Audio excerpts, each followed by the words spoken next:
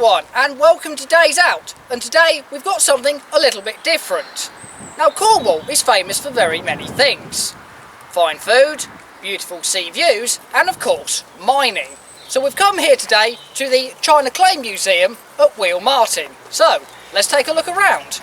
The museum lies on the B3274 between St Austell and Buggle. China clay was discovered by William Cookworthy in 1746. He produced a patent for porcelain in 1768 and opened a pottery in Plymouth. As tin and copper declined, China clay grew and today is a £14 billion industry. Now, China clay is a very unique mineral. Because it's so soft, it can actually be extracted by water rather than pick and shovel.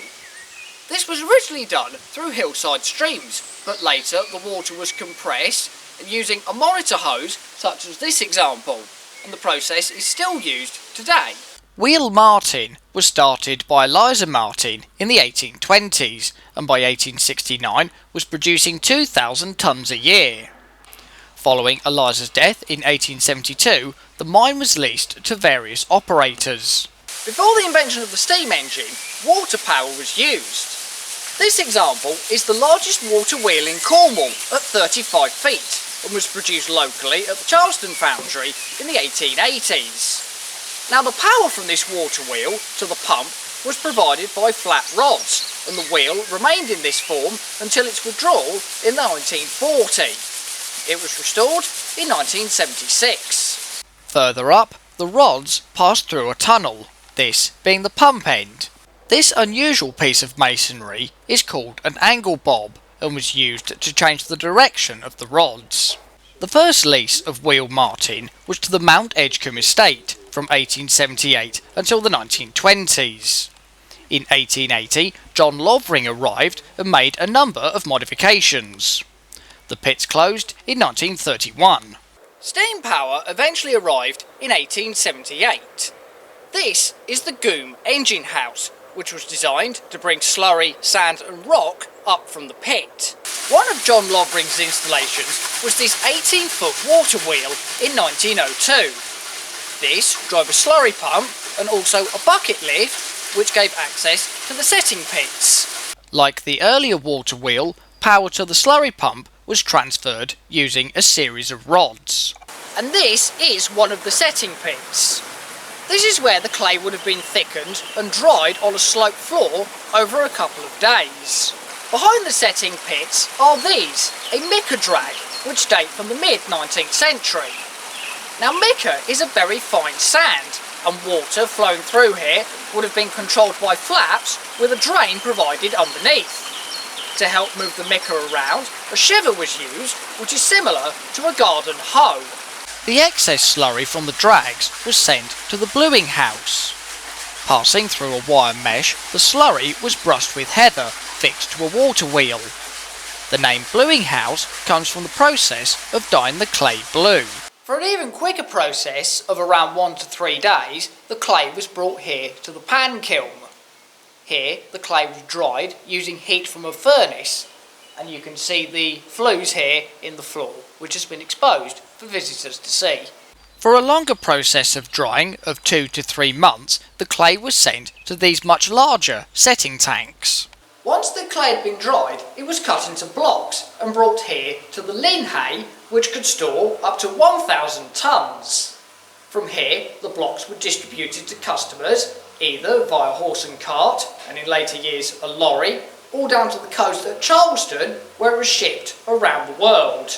So this building that I'm currently sat in is called a crib hut, and this is where the workers would have had their meals. It's actually quite cosy in here, nice and small. We've got a nice little fire here. Now, a crib derives from the Cornish word meaning meal, and other words include crouse and mossel.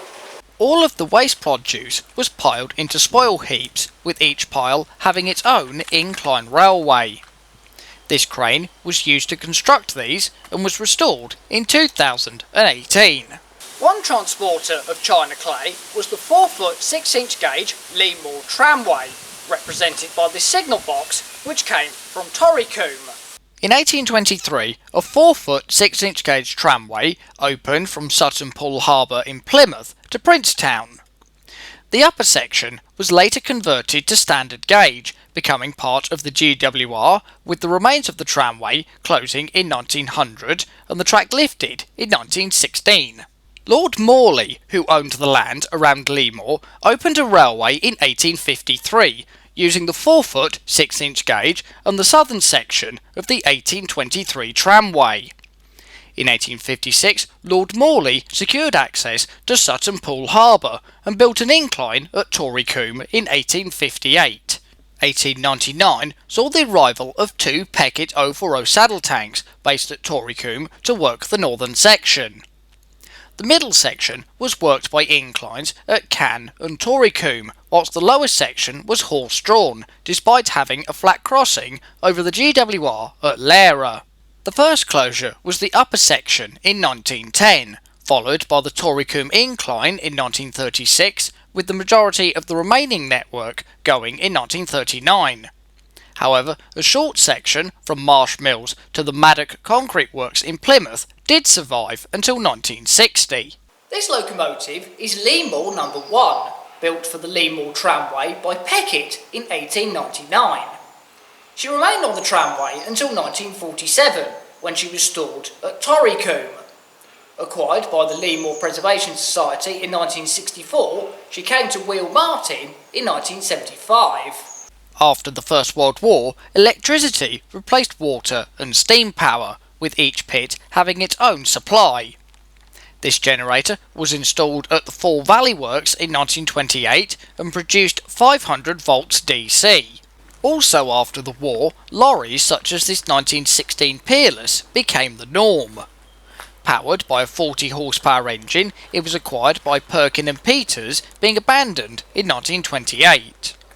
Recovered in 1958, it was restored between 1978 and 1982. Another lorry is this Earth 5-cylinder Model C15 from 1934.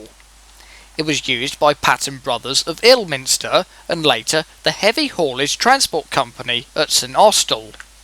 Restored during the 1970s, it is the oldest surviving Earth of its kind. The pan kilns at Wheal Martyn closed in 1969, with the museum being founded in 1975 by English China Clays. Now part of the Cornish Mining World Heritage Site, a designated Scheduled Ancient Monument, a new quarry continues today, operated by Imries Minerals Limited. So that was the Wheal Martyn Clay Works. Hope you've all enjoyed the video, and don't forget to like, subscribe, leave a comment, and feel free to follow me on Instagram, link down below in the description. Take care everyone, and I'll see you all on the next day out. Bye!